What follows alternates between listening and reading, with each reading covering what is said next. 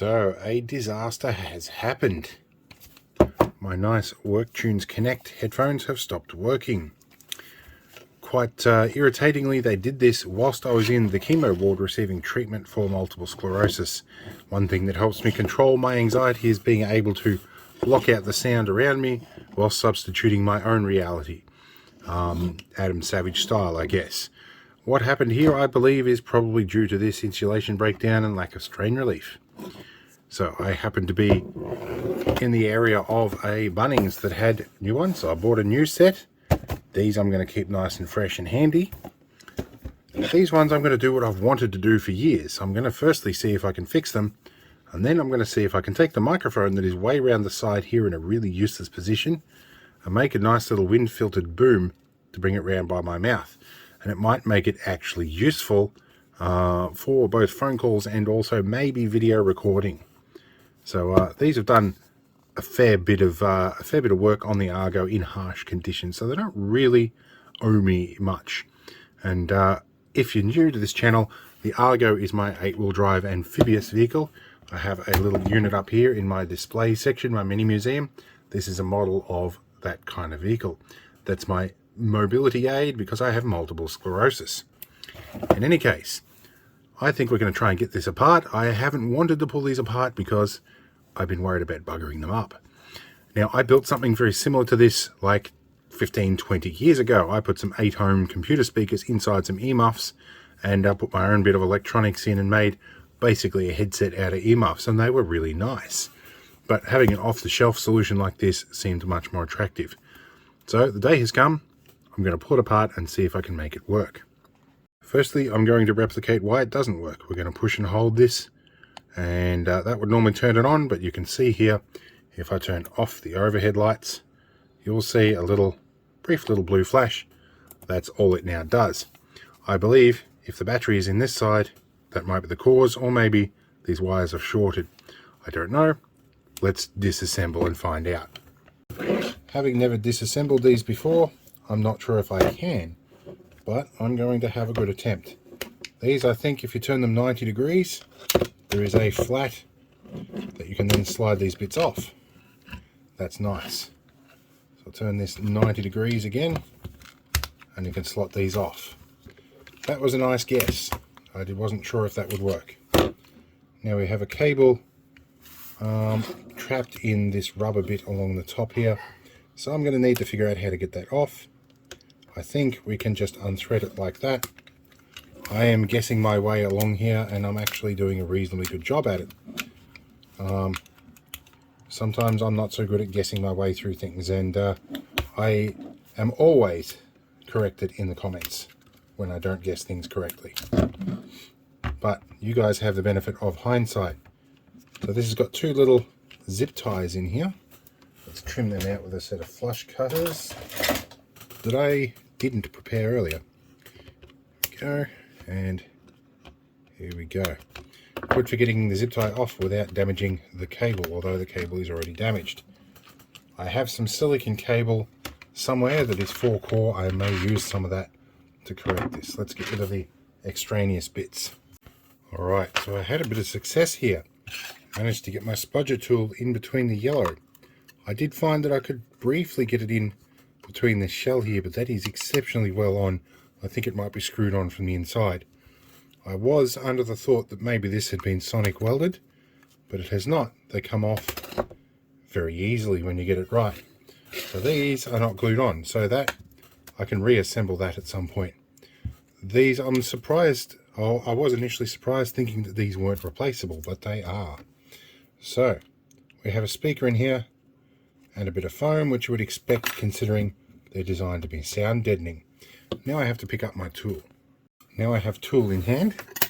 I can indeed confirm that the backing here is screwed on from the inside with Torx screws. So I was indeed correct. There is just a speaker in this side, although there is a suspicious square recess in there.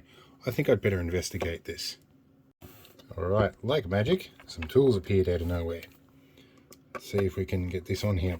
The stuff I'm sticking it down with is blue tack. I am readily and frequently reminded that Americans don't know what this is. Despite Bostik, an American company producing it for the space program, to stop junk flying around in the space shuttle during a space flight.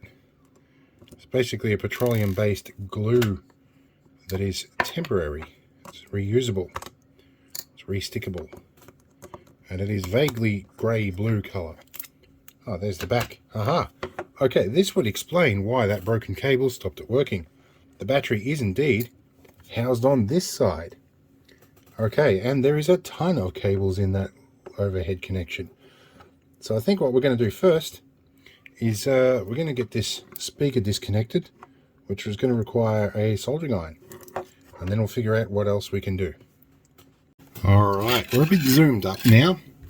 And this is nasty cable. I used to work with 1mm version of this stuff when I fixed hearing aids. Although this seems like it's a plastic coated one, I used to work with an enameled coated multi-stranded stuff. But how many wires do we have? We have 1, 2, 3, 4, 5, 6 cables. That's irritating. But this is obviously the charge unit. So I'm going to have to be careful how I chop this so I don't damage that battery. The battery, fortunately, appears to be unpluggable. Let's peel it up from here and see if we can unplug this, which will save short circuits. This is a little lithium ion or a little LiPo, I'm not sure. 680 milliamp hour, which is a decent amount of runtime for these. But it is nice to know that that is really easily replaceable. Zoom out a bit. I'm really happy about that, and it looks to be a standard little LiPo pack, so this is quite repairable. These soldering connections are fairly easy to get to. I may be able to do a cut and shut and just shorten that cable.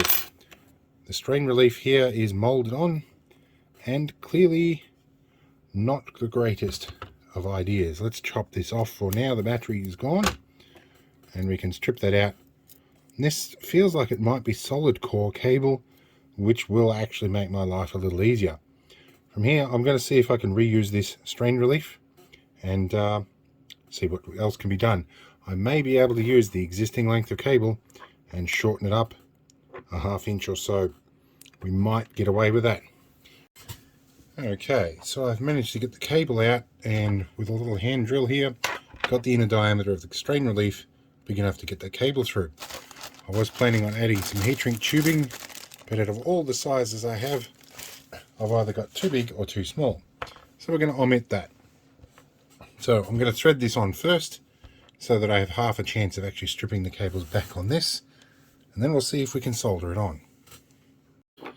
Alright, we got this through.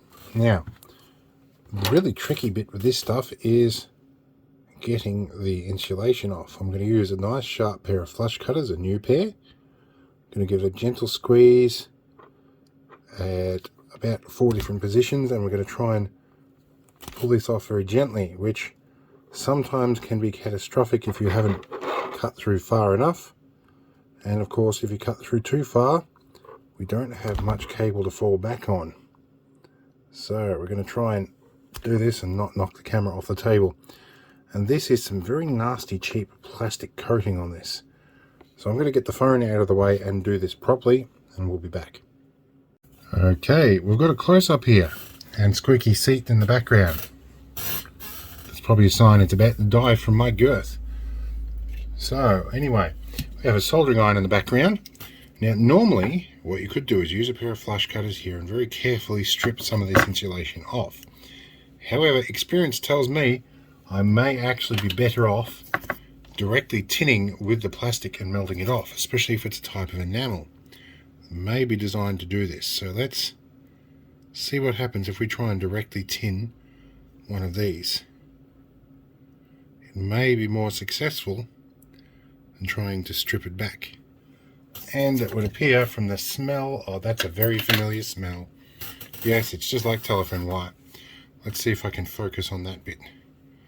So yes, I can directly tin these. It's a little bit fiddly to do, so we're going to do the rest of these off camera, and then we'll try and figure out our wiring combination in the unit itself. Okay, we have all 6 of our wires tinned, and we're looking pretty good. Now we're going to remove this board, being as it's got a nice convenient screw in the middle, and try and make our job just that little bit more accessible. That appears to be glued, or at least over time it has become adhered to the board. And pop that off. And now we can get all of this out of the way. Get nice clear access to the board, and we can see exactly what's going on. Let's stick it down right there. Let's get a different camera angle. Alright, we're going to use a zoomed view because it's otherwise very difficult. Now the way I like to do this is to pick one wire and remove it and replace the other one at a time. This appears to be a blue wire, and I was going to count and do the Sesame Street count thing, but not today. So that's a blue wire. Let's spin around so that I can get a better angle with the iron. Park the iron so I don't melt my expensive keyboard. Put a bit more blue tack in the way. Now our blue wire, which I need to match with this colour here, we need to be something similar to that one, I believe. So a blue wire, which is, where did I just remove that blue wire? From that spot. I should really work my way along the bottom and come up, but we're here now, so let's just do this. There is one on. Okay, we've got some folded back. I'm sorry if we've got a bit of a blurry picture here. I am trying my best, but I am only one person, one human person. Let's fold our iron in a way it's not designed to go, and touch you on there. There's one. Okay, we're going to continue with the other 4 wires off camera because it can get very boring, and hopefully we have something that works. Alright, we have all 6 hooked up and a bit of a spray from circuit board cleaner. It should work. I hope it works. I'm going to have a close inspect under a microscope first. Make sure that there isn't any shorts on here before I put the battery on. But otherwise, I am fairly hopeful. Right, let's see if I can be fancy here with the microscope and do some sort of picture-in-picture thing. Let's see if I can get my phone. Let's go record first. Okay, now let's have a look at this board and the contacts that I've worked on. Wow, they're not the best. There's a bit of melted plastic and flux on there. I probably need to clean these up a bit, but these 3 at least look to be electrically isolated. What about this bit here? There's a bit of a strand of wire there. Yeah, I definitely need to clean these up. These aren't not the cleanest. Plus I think there was this resin stuff on the board here. You can see this stuff. This is like a conformal coating or a wax even that they put on it. And it goes really brown when you heat it. So there's a spot right here that concerns me a little bit. I will check those too. This, as messy as it is, it looks alright. So yeah, not my proudest job, but functional nonetheless. This is kind of just salvaging something that would have gone in the bin to see if I can make it work again. So I'm not trying too hard, and this is not something I'm doing for somebody else. So I don't mind cutting corners a little bit here, but yeah, these 2 I definitely want a continuity check, and I'll do that briefly. Now I do have a continuity checker built into my control box on the side over there, but it's going to put much too much current through this to be safe for the circuit. So I'm going to find my little baby multimeter here, which I think has continuity. Do you? At least give me a resistance reading, which will tell me if I have a short. Let's see. So there is something between those pins that may be a capacitor. It's certainly much greater than a dead short. Let's have a look between these 2. Nothing between them. Nothing between that. Let's give this a scrape. See if that value changes. And check. It is a busy time of night. Yeah, so that has now changed. So I was perhaps correct to check that. Let's give this one a scrape. So yes, I did have a short. Okay, we are at full zoom. Let's take this over and pluggeth a batteryeth ineth and see if we get problems. The battery may also be flat if it's experienced a short and gone into protection mode. Let's see if I can find the correct way to plug you in. Let's find this end here and go. Oh, I heard a sound. Bluetooth connected. Oh. Okay, it has connected. Let's see if I can play some sound through it now. Alright, I got a bit interrupted by a phone call, but let's try a bit of YouTube audio library stuff from Nefex, which I think is royalty free. It's come from the library. Let's up the volume a bit. I think that's working pretty clear. Let's see if this one. Both sides are working. So I think we've got good audio.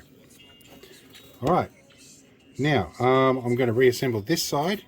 See if I can disassemble this side and see how easy it is to relocate a microphone. Now, while we're in between things, a couple of drops of glue. This is good Loctite 406. It's a good quality glue, though you do need to keep it refrigerated. Now, hopefully, I get this in the right position. Seems to be. Give it a push down. Leave that be while we investigate the other side. Alright, now hopefully this side is as easy as the other one. If we can get this nice little thin spudger tool between these two sections and give it a bit of a lever. I think we broke the seal there. And I pulled it out. I shouldn't have. Try again. We'll work our way around. Hopefully it will eventually pop out. Okay, that I like. That actually was a whole lot easier. I look like I've done it before. Okay, get this out. Okay, and oh, we have a weight in here. This is obviously to give it some balance, or maybe to make it feel more expensive. I don't know. But it's certainly a ballast weight. Now we want to get into that half. So we're going to remove top screw here, which are mildly magnetic. They're not totally magnetic like some of them. So they might be sort of a low-grade stainless maybe. I don't know. These two are self-tappers. Well, it's like the other one, but these are longer, I think, for predictable reasons. What's this? So we have one. What do we got here? This one is held in, maybe with some glue. What's going on here? Not sure what's going on with that for the moment. Can we take this section off gently? We might not need to really care what is going on. That one does feel somewhat glued and it's not magnetic. Okay, we have the other side of things in here. This board looks like it has screws, but to get to this, we're going to have to remove the speaker cable, and it is barely accessible because of this bit of tape here holding the cable down, which I think is to stop the hot glue getting all the way through. Alright, we now have it open, and it has a bit of conformal coating in here. This is technically live because the battery is connected on the other side, so I do need to be a little careful of exactly that happening. Okay, don't want this going too far and touching too many things. Okay, now I should probably find a plastic tool at this point. I have one here from Tinkerman Mick. Let's remove our strain relief. Can we pull this board out gently? Pull our spare screw out. Oh, and I am juggling lots of things. Let me get some organized. Pick up a screw over the back here, stick onto a magnet, and the other screw right here. This board over here with this little microphone orphaned off way off the side here with a little sealing bracket on it. That one looks like it is a surface mount. No, it's a through hole. It has two pins all the way through. That may be able to be lifted off the board. So what I think I'm going to do is disassemble the other side and pull the battery out and get a heat gun on that. Alright, I'm looking at this board side on. I'm going to mark both the microphone and the board because I can't really tell the correct orientation for that mic. Okay, we've changed camera angle to the other side so that I can do this with the camera not in my way. A little bit of fresh solder here, and let's sit on here, get these two nice and warm. Not quite enough, a bit more solder. Get them nice and warm and lift off. Not quite. We'll have a couple of goes at this and we'll eventually get it. It is slowly coming off the board. It can take a few attempts. Let's sink it back in a bit more and heat again. Inch by inch we're coming out, or millimeter by millimeter. We'll get it. Can take a bit of patience though. We got it, and it's come out. Awesome. Now I need to clean this board up. Right, now for this part we need a little bit of solder flux. So we get our iron on the nice flat section of the tip and we wipe a bit of solder flux, or not solder flux, solder wick. Okay, we have the microphone out right here and we have the board. So let's zoom in by at least 3 times and we can see some details now which are very handy. We see a plus and a minus, standing for positive and negative. We see our microphone here, which may require a 10 times zoom. Let's see how this works. Wow, we can't see much. Here we go. Can you focus at 10 times? You really can't. Let's come back to 3. So hopefully you guys can see, but there is actually a plus symbol on the side of this little tiny microphone here as well. That is useful because that allows me to connect to a larger condenser insert. Let me grab one for size comparison. Is a standard electret condenser insert. Basically the same as this little tiny one, but this one is much better with frequency response, just simply because it's bigger. It does generate a slightly better voltage. This microphone here is pretty useless for a phone call, at least on these. So I intend to connect this to the same connections as that, but I need some wiring. How am I going to make that work? This is going to require some thinking. Alright, we've got a couple of wires connected, a bit of hot glue on here. This stuff is a 30 gauge wire solid core. I would have used a shielded something, but I don't seem to have anything shielded, so we'll see if this works. 2 hours later.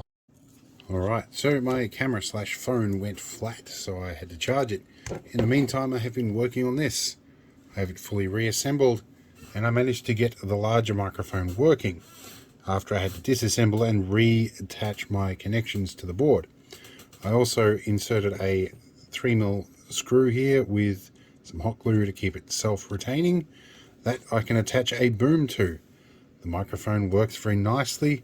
I haven't put hot glue on the back of that yet because I want to maybe adjust the cable length to suit. But I have added more hot glue there just to help as a strain relief. And I noticed that this cable was starting to go as well. So I have very crudely attached some hot glue to the top of both of these as strain relief. 20 minutes later. Okay, we are nearly there. I've used a nylock nut, a 3mm nut, and a couple of washers to make my microphone boom, which can fold all the way up. And it is a piece of coat hanger wire with some heat shrink over it to protect the wiring. And it's a bit of a hot glue special with a microphone here. Next step is to find a piece of acoustic foam to put over the end of this and see if we can get better audio. Alright, so the improvised wind filter looks a little bit funky, but I will trim that better a little bit later. But it should function for now. It's just a bit of acoustic foam I had laying around, and it should at least keep the wind off it. Now to see if I can use Pro Mode and record off the Bluetooth. Well, we're now over on Bluetooth, and I think I can probably adjust the audio gain a little bit, but for now I think this works pretty well. While we're using this headset, I'm going to unbox the new set, just so you can see what these things are like when they're new. They go for around about $100 at Bunnings. So you get your manual and the headset, and that's about it, short from a little micro USB charging cable. So this is what a new set looks like that hasn't been through the rigors of time. This looks pretty good. I know the audio on this is fairly compressed, and I think that this is a later model. They've clearly addressed some of that strain relief problem that I did on mine. So I think that they're a bit more onto that and a bit more of a loop to help deal with some of that. So there have been some design iterations made since these ones were produced. Anyway, let's go back to normal microphone.